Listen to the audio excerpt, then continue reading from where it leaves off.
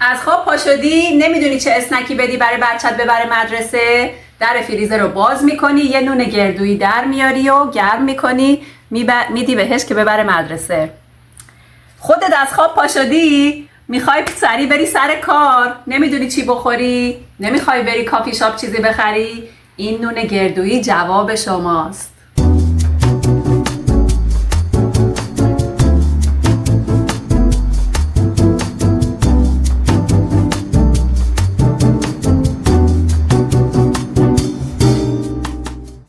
سلام دوستان، به کانال من خوش اومدید. من بهاره هستم و امروز میخوام بهتون آموزش بدم چجوری یک نون گردویی خوب درست کنید، هم برای صبحانه مناسبه هم برای میان بعده. خب ابتدا مواد لازم. برای این نون گردویی احتیاج داریم به 6 پیمانه آرد سفید. من از آل پرپس استفاده میکنم. 2 قاشق چایخوری خمیر ترش، 4 قاشق چایخوری شکر، 1 قاشق چایخوری نمک، زیره به مقداری که دوست دارین، اگرم دوست ندارین میتونین اضافه نکنین، 1 قاشق چایخوری، 1 قاشق چایخوری زردچوبه، 1 پیمانه گردوی خرد شده، 1 عدد تخم مرغ، روغن مایع به مقدار 1/4 پیمانه و شیر گرم به میزان 3 پیمانه. ابتدا مواد خشک رو با همدیگه قاطی میکنیم. خمیر ترش، شکر، نمک، زیره، زردچوبه و گردو. حالا اینا رو خوب هم میزنید. مواد خشک رو با هم دیگه خوب مخلوط کنید که بعد برسیم به شیر. شیر رو آروم آروم اضافه میکنم. روغن مایع. روغن مایع رو من از روغن پینات استفاده کردم و 1 عدد تخم مرغ. چک کنین که سالمه. اینا رو با هم دیگه مخلوط میکنیم. میتونین با دست مخلوط کنین، میتونین با همزن. وقتی با دست مخلوط میکنین لطفاً تا 10 دقیقه بعد ورز بدین. ولی چون ما این بزرگوار رو داریم میتونیم ازش استفاده کنیم و به وسیله این ورزش بدیم.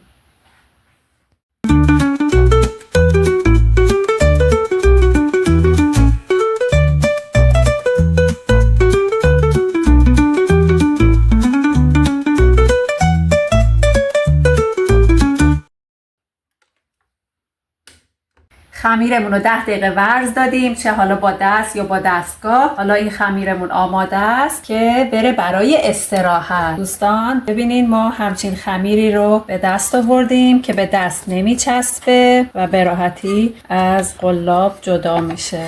چه بویی داره، بوی زیره مست کننده است. حالا بعضیا زیره دوست ندارن، میتونن از ادویه‌های دیگه استفاده بکنن. خب دوستان عزیز، این خمیر میره برای 1 ساعت برای استراحت توی جای گرم. خب خمیرمون 1 ساعت استراحت کرده، حجمش 2 برابر شده. هواشو میگیریم و آماده میشه برای چونه گرفتن. خب حالا میایم چونه میگیریم. اول نصفش میکنیم، بعد دوباره نصف و نصف میکنیم، بعد اینجا میایم دوباره اینا رو نصف میکنیم. که بستگی داره که چقدر بخواین نوناتون توپل باشه. من دوست دارم بازم اینا رو نصف کنم. خب حالا اینا رو چونه میگیریم، توپ درست میکنیم دیگه در واقع. خب اینا رو به صورت توپ درست کردیم، میره برای 20 دقیقه استراحت.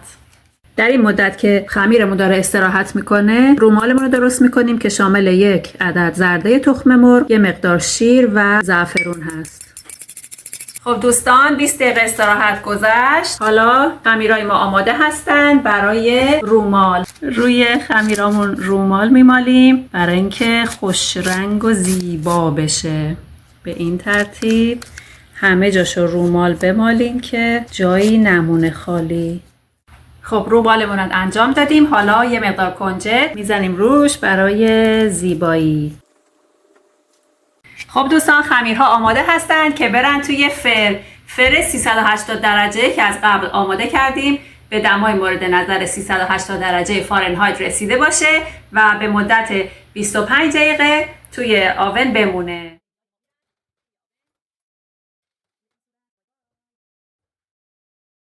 این هم از نون گردویی ما، بهترین غذا برای صبحانه، برای میان وعده. اجازه بدین یک برش بزنم. به به، بیا ببین چقدر خوشگله. بافت تو رو نگاه کن.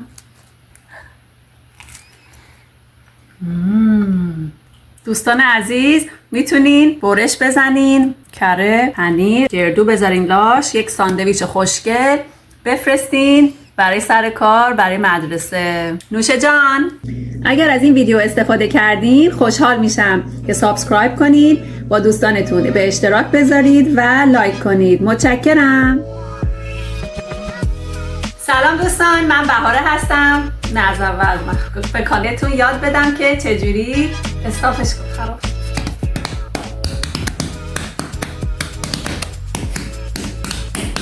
تابل بزنید خوشحال بشه. قاشق چای خوری. یادم رفت این چیه. ترمریک چی میشه به فارسی؟